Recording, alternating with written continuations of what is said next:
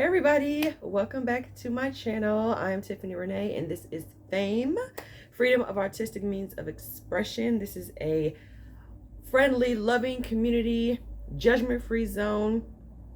We just want to spread a lot of positivity and high vibrational content, and hopefully some of these videos will get you hype and inspire you on your journey to deliberate manifestation. Thank you. If you are a new person, subscriber, viewer, either or, welcome. Of course, shout out to my current subscribers and anyone else who's already seen my videos before. I appreciate your comments. I love reading the comments, especially when new videos are recommended. So I want to continue. This is part 2 from the last video I uploaded, which is about Indiana Black Expo success manifestation story. In the first video, like I stated, I live in Indiana, and every year we have the Indiana Black Expo, and I wanted to go this year because it was their 50th anniversary. It was a really big deal, and I have not been to Expo in several years. And they changed it up a little bit this year for COVID. They changed the locations, etc., etc. And I discussed in the first video how I manifested going to the gala that happens before the expo. The weekend before the expo, they have their gala, and this was a big one. So check out that video, part 1, where I explain how I manifested going to the gala to see one of my favorite groups ever, After 7, and the amazing experience. It's a long video. It's about 30 minutes long, but it was a lot to tell. So this is part 2, where I'm actually going to talk about the actual expo weekend itself, the Friday and Saturday. Now, Friday was supposed to be the free concert, and it was in this new place, the Raceway, and it was supposed to be El DeBarge, Johnny Gill, Stephanie Mills, and Keith Sweat. All incredible R&B legends, okay? If you don't know who any of these people are, please YouTube them, Google them. Their catalogs are incredible, okay? So I wanted to go. I got my VIP ticket, which means it pretty much just means it guarantees me a seat there. Now, I had never been to the Raceway before. I didn't know that they had bleachers in the back anyway. So you really didn't have to bring your own chair to sit in grass like at the park where they usually have it. So I was getting a chair regardless because I had paid, for the VIP. Now, the weather sucked, okay? If you were at Expo, or if you were just here in Indiana that weekend, the weather was horrible. And I guess there were like murmurs of possible cancellation, because depending on how the weather was going to go, but it didn't cancel. So I said to myself, well, I need to get there early because it's a first come, first serve. Just because you have a VIP ticket to get a seat, it just guarantees you get a seat. It doesn't guarantee that you get a front row seat. You just sit wherever, right? And I was like, well, I need to get there super early. Even though the show doesn't start till 6, I'm gonna have to get there at like noon or 1. But then there were murmurs about maybe it was gonna be canceled. And I was like, well, that kind of planted a little bug in my ear, like, well, is it gonna be canceled? Because if it is, I mean, by this time I was already dressed. I had, hair, makeup, and everything done because I still hadn't heard if it was going to be canceled or not. But there were still storms scheduled to come. So I was calling my friend who, was working the expo, and she was like, it's probably going to be canceled, so I wouldn't go if I were you. And I was like, okay, well, let me call a Lyft. And I waited for about, 15 minutes or so for a Lyft, and then they ended up not coming, saying, oh, we're canceling the ride. So I was like, oh my gosh, really? And then I ended up calling an Uber, and then they were just taking forever. And so I ended up canceling that ride. But every time you do that, they hold your money, right? So so I was like, quite a bit of my money was held up. The little bit of money that I did have, yeah. But anywho, I decided to drive. I didn't know anything about parking. I didn't know if there was a charge for parking. Maybe it was free. I mean, because the concert was free. I don't know. By the time I get there, right, it's about maybe 30 minutes away from me. By the time I got there, it was raining off and on. It was humid, and the line was so long. I mean, at least it was like 4:30. Okay, the line for the VIP line, it was so long. I want to say at least 100 people were ahead of me, minimum. Okay, and so I ended up standing in line, and my heart sank because you know how I do, front row all day, team front row. Okay, and I was like, man, I want to be in the front row. I want to be in the front. I got here like way too late. I was just procrastinating. I should have just left at noon or at 1, like I said, and I would have been here in line in the front or whatever. So I was like, okay, it's 4:30. It's all these people ahead of me. It's raining off and on. They're looking for lightning. They weren't letting people in because they were just waiting to see if they were going to see lightning. If they saw lightning, the show was going to be canceled. So it rained, and then it would stop, and then it would rain, and it would stop. And then finally, I guess they got word that maybe it was moving, that the storm was moving. So they started letting people in. Now, I spoke to this lady who just happened to be standing behind me. Very nice lady, and she was there with a friend who was I guess considered an invalid. She had a bum leg, and it was in a brace and everything, and you know she had a walker and everything like that. So one of the walkers that you could like sit down on.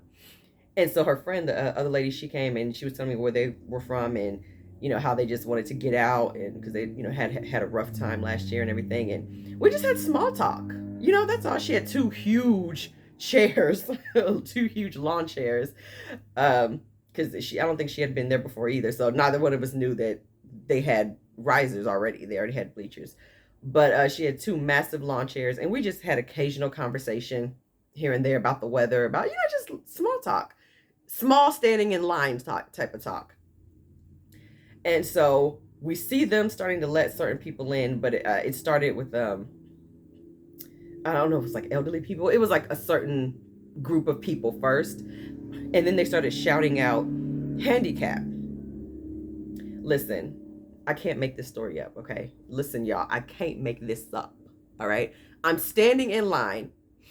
I keep telling myself this is a good thing. It's a good thing. It's a good thing. Something that Roxy talks about. Check out her YouTube channel, and you will get your life. I was like, it's a good thing. It's a good thing. I don't know how this is a good thing because there's at least 100 or 150 people ahead of me, and I want to be in the front row. And I know by the time I was like, but this is a good thing. This is a good thing. This is a good thing. I'm always in front row. I'm always in VIP. I mean, I'm in VIP, so I'm always in front row. This is a good thing. I literally had to keep talking to myself and trying to self-soothe myself because there was so much doubt. When again, zero evidence to support the fact that I could possibly get in the front. Zero evidence, okay? But all the evidence to show how it could not be possible, okay? So the next thing that security calls out is handicap. And we're like, what did he say? And they're like, handicap. And I said, oh, he's saying all handicapped people. And she was like, oh, that's us. So, you know, her friend is getting her walker and stuff together. And then she's with her.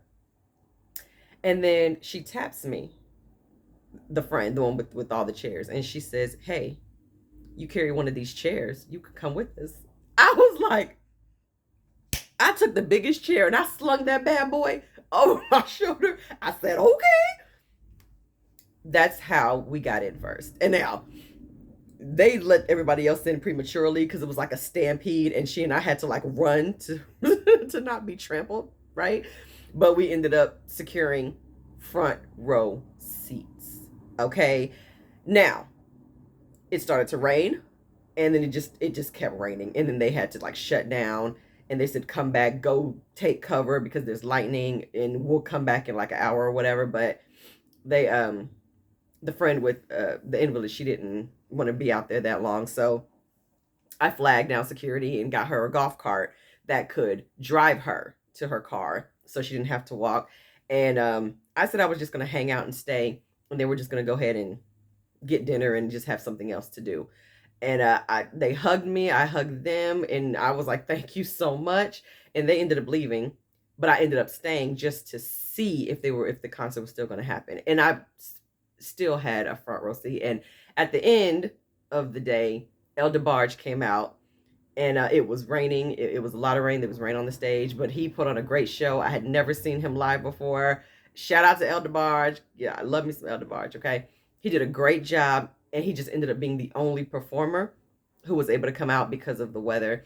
But we were cheering and clapping for him, and it was amazing. But the point is, no, the whole lineup wasn't there. I didn't get to see everybody else, but yeah, the weather sucked. However, the point of this part of the story is, once again, what Michael Beckwith says: out of no way and no how, a way will be made. If you just stick with your desire, stick with it. Neville Goddard talks so much about that, okay, about living in the end, and just impressing upon the subconscious what, like, the desired outcome. Stick with your desired outcome. Circumstances don't matter. Again, I think I said that in the last video. Circumstances don't matter. Completely irrelevant. Stick with your desire. Okay. Hold tight to that. And somehow, in some way, a way will be made. Okay. That blew my freaking mind, first of all. So that's how I got to be in the front row for the free concert on Friday. Saturday, I wanted to upgrade my general admission ticket for the white party to a VIP. Now, I don't think I've ever been to the white party before. I may have caught like the tail end maybe 6 or 7 years ago, but I don't even know if it was in the same place. Maybe it was, but I think I was there. I think I was in the right area for like all of 20 minutes. And then I think it was over. So, that was like my only experience at the white party. So I've never actually been inside and experienced the whole shebang. So this time I wanted to. And I was like, okay, I want to be in VIP. I have my ticket, but I have general admission. So I called my friends, and they were like, oh, I don't think I'm going now, because they didn't get tickets or anything like that. And I was like, what if they're not going? I could have gotten a VIP ticket, which is what I should have done from the jump, because they had them in advance. They had the like early bird special, and I should have just bought myself the VIP ticket instead of just. But anyway, again, this is another. You just gotta do you sometimes, okay? But anyway, they decided not to go, so I had to end up going by myself anyway. So I was like, well, now I want a VIP. Since I'm gonna be there by myself, my friends aren't going. Now I want to be back in the front row. I want to be up against the stage. I want to have that whole experience. And, I'll talk about this at the end about, sticking to your, not compromising you. You know what I'm saying? So I'll jump into that here momentarily. But everywhere I went, I was being told no. In the first video, I think I talked about it too, where I asked so many times, just like before the gala, and I asked multiple times about that. I asked the same amount of times about being able to upgrade to a VIP ticket for the white party. And the answer every time was, they are sold out.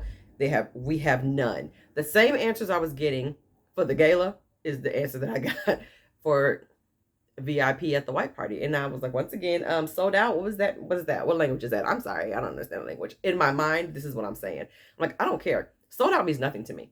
I don't care how many times it says it is sold out. I don't care how many times you tell me it's sold out. I will be there. Period. And I'm going to be VIP. So I heavily fell back on the Neville Goddard. I am in Barbados. I was back to being in Barbados. I am in Barbados. I am VIP. Okay. I started telling myself, I'm not just in VIP. I am VIP. Okay. I am that. I am in the front row. I am VIP. I'm having the best time. I'm going to be serenaded by Cisco, and I'm going to get flowers, and I'm going to get. I just had this whole story. Then I had gotten my outfit, ordered my outfit, and got my ponytail. And, as I was sitting doing my makeup that night, the night of the show, I was still saying to myself, I am in Barbados. I am VIP. I mean, just typing myself up. Okay, this makeup is too glam. Okay, for me to not be VIP. This outfit is too bomb. for me not to be in VIP. Do you see all the bling? I need to, this is VIP outfit right here. Like, I was just talking crazy to myself, but trying to convince myself that this is where I'm supposed to be. I'm supposed to be in VIP and nowhere else, period. I kept doing that. I called the lift. It came, and it just happened to be a white car. After the white car pulled up, I was like, oh, white car in the white outfit for the white party. Oh, it's about to be on and popping. Like, this manifestation is about to come through. So he gets in, well, I get in the car and he's like, you going to the white party? And I was like, yes, sir. So he takes me there. I get dropped off and I have my ticket and I go to where they can scan it. And I said, is there a way I can upgrade this? He says, oh, I'm not sure. We just scanned the tickets, but ask that lady at the table over there. And I'm like, okay. Once again, zero evidence to support that I could possibly get VIP, even at the door. Okay. All sold out. So I go over to the table to ask this lady, if she works there. And she's like, yes. I said, okay, this gentleman told me to come and ask you, is there a way I can upgrade? I got the general admission tickets because I thought my friends were coming and I just wanted to be with them. But instead, they're not coming anymore. So it's just me. So I really just kind of wanted to upgrade to VIP, which is really what I wanted in the first place, And she was like, oh, they're all sold out. And I was like, oh, no. And I said, well, where is it? And she started pointing out different places. And she's like, it's overrated anyway. And I was like, is it? She was like, VIP is overrated. It's all overrated anyway. It's not that. I said, well, where is the stage? And she was like, oh, it's like way over there. And I said, oh, is that like VIP? She was like, I mean, there's a VIP area, but again, it's all overrated. Like, she just kept saying how VIP was overrated. And I just kept laughing. And I was like, well, it wouldn't be overrated to me because I've never had that experience, but it looks nice, and all the white chairs and the different areas that you can go in. And she just kept telling me how overrated it was. Now, as she's talking to me, mind you, she's reaching over and she's grabbing a VIP wristband. And I'm thinking she's going to like acknowledge the person, like somebody behind me. And then she hands it to one of the other helpers on the other side of the table. She says, put this on her. And then I just like have this blank stare. And then the lady, she was like, okay. And she's putting this VIP wristband on me. They're all sold out, remember? Okay. She puts the wristband on me. And I'm just like, oh my gosh, thank you. And we're complimenting each other on our nails and stuff. And then I just like turn back to the lady and I just give her this hug. And I'm like, oh my God, thank you so much. And the early VIP was like $100, right? For VIP wristband. And I just gave her this big hug and I just said, thank you so much. And she was like, it's okay. She was like, you're welcome. Go have fun. And I was like, thank you. I'm like, where do I go? And she was like, you can go straight up there because that's where the stage is. You can sit over here up behind me, up in the rafters or whatever with the white couches and stuff. She said, but there's a private bar for the VIP people over there. You can get you a drink and you can sit over there in the other area. So I'm like, okay. I'm beelining to the stage. I get up to the stage area, past the general admission. I see one gate and then I see this gap.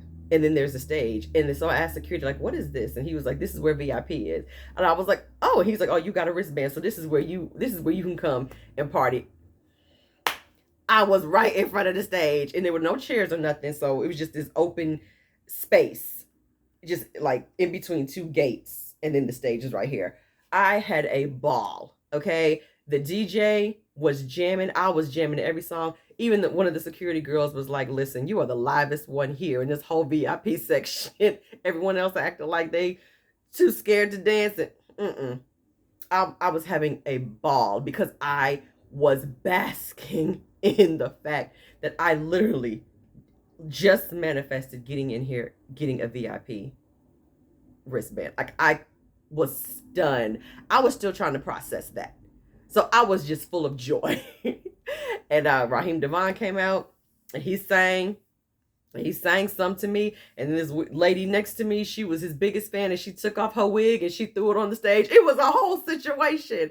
Like, it was so entertaining. And then Drew Hill came out, and I had visualized, I said, Cisco's going to sing to me. And he definitely sang to me. He waved at me. And one of the other members gave me a rose. So I got my rose, you know, and I had the best time. And when they were done, DJ Kid Capri came out and he shut it down. I went to go get some water. And so I left the section to go over to the VIP bar area. And I came across my friends in the general admission area. I was like, I thought you weren't coming. She said, I wasn't, but so-and-so, had a so-and-so, somebody works here, so they got the hookup. So I mean, we here. And I was like, and she said her daughter were there too, and I got to see them, and they're like, hi, of course you in VIP. Of course. I said, I just manifested this like when I got here. Like I just manifested it. So, and I got there maybe around like 9:45-ish, almost like, quarter to 10. But like circumstances don't matter. I know I keep saying that over and over and over again. Circumstances don't matter. I'm in the process right now of manifesting something, another event or another VIP front row situation, because right now there is zero evidence to support that I could be able to do it comfortably without having to get there super early.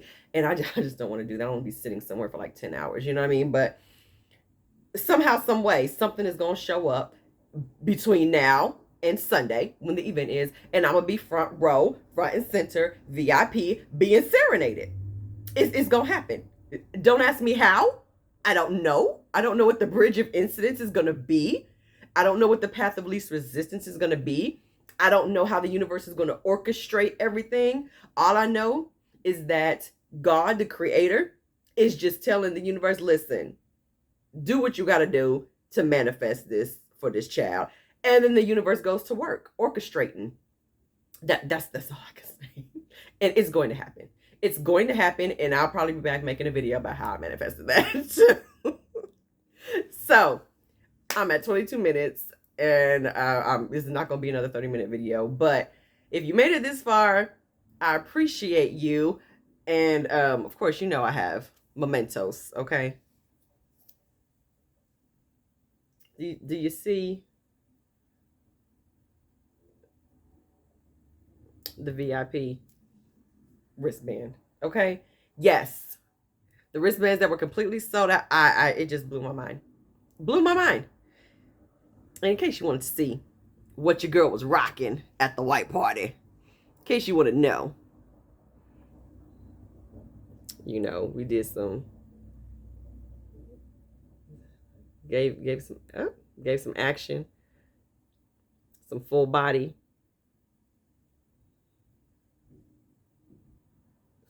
situation.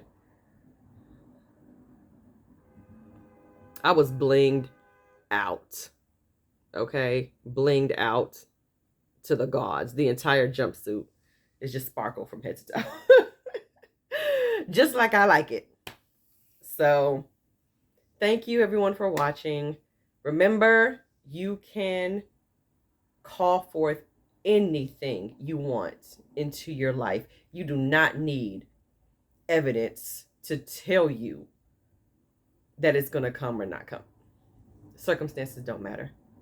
Truly, they do not matter. And it's not just for concerts or for events. You can use it for anything, everything in life, even things that are more to you, more serious or more important issues or more pressing issues going on in your life, in your environment, in your surroundings. Circumstances do not matter. Stop looking at what you don't want. What you don't want is there simply as a result of the thoughts you kept thinking about it. So when you get clear about what you do want, say that this is what I want, and then go about assuming that you have it. And I don't mean assuming in the sense that I'm like you're assuming something, like you're making an assumption.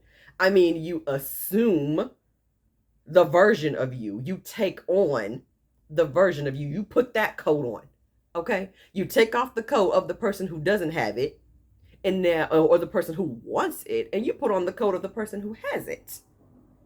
You are in Barbados, okay? You have what you want. You're already there, okay? Right now, I have been consistently saying I'm in Barbados for this event. that's coming up. I am in Barbados. I am in Barbados. You are in Barbados, everybody. Take care. Be blessed. Thank you so much. Namaste. Mwah.